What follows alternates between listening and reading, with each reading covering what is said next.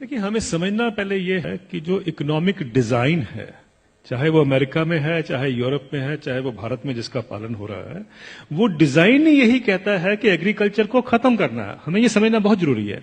अब देखिए, अमेरिका में किसान खत्म हो चुके हैं, हार्डली 2% से पॉपुलेशन से कम रह गए हैं। यूरोप में हर मिनट में एक किसान खेती छोड़कर जा रहा है।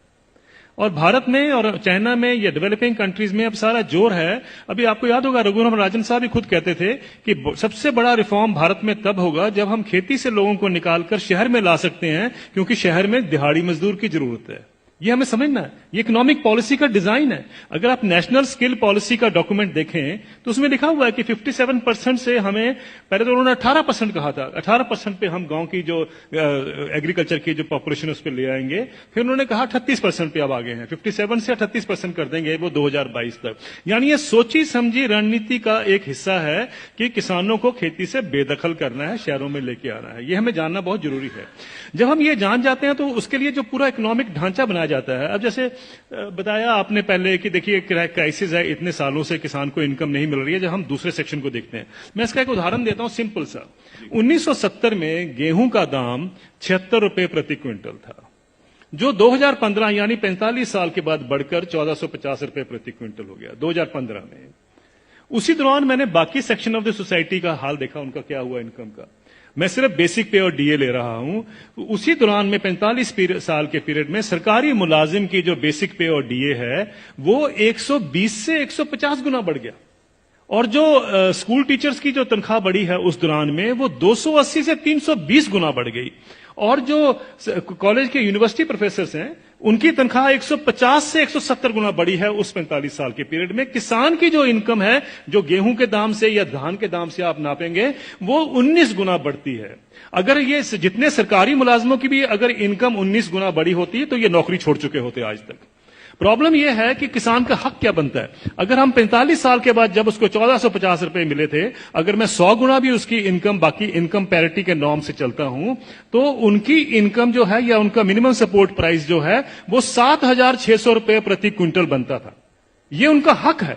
7,600 रुपए क्विंटल बनता था, उनको मिला 1450 रुपए। फिर ये कहा जाता साहब ये पैसा कहां से आएगा।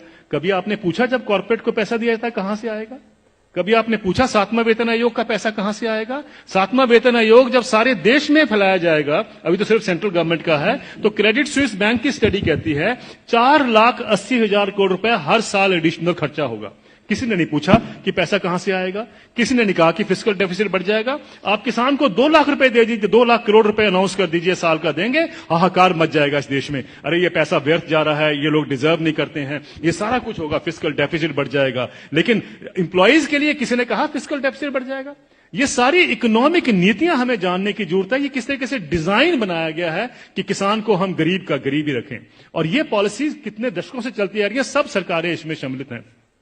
अब आपका जो सवाल था कि ये क्या कारण है, इसका कोई बीच का रास्ता भी हो सकता है। बीच का रास्ता हम क्या ढूंढते हैं, मुझे एक छोटी सी बात बता दीजिए। जब आपका इनकम मिलती है, 7वां वेतन आयोग मिलता है या किसी को भी अपनी इनकम मिलती है, तो क्या कभी किसी ने सोचा है कभी किसान को कभी हाउस रेंट मिला हो, कभी एजुकेशन रेंट मिला हो, कभी हेल्थ अलाउंस मिला हो, कभी बच्चों के लिए मेडिकल अलाउंस मिला हो? किसानों को क्यों, ये क्या किसान नहीं क्या इस सोसाइटी में रहते हैं?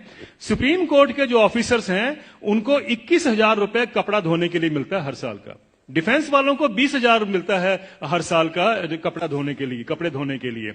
और वो लड़ाई कर रहे हैं आजकल, डिफेंस वाले कह रहे हैं कि साहब सुप्रीम कोर्ट वालों को ज्यादा क्यों मिलता है, हम तो बॉर्डर पे रहते हैं। मेरा यह सवाल है, क्या किसान के पास कपड़े नहीं होते धोने को? कभी आपने सुना है कि किसान के कपड़े के लिए 20,000 रुपए भी कभी उसमें ऐड किया गया हो?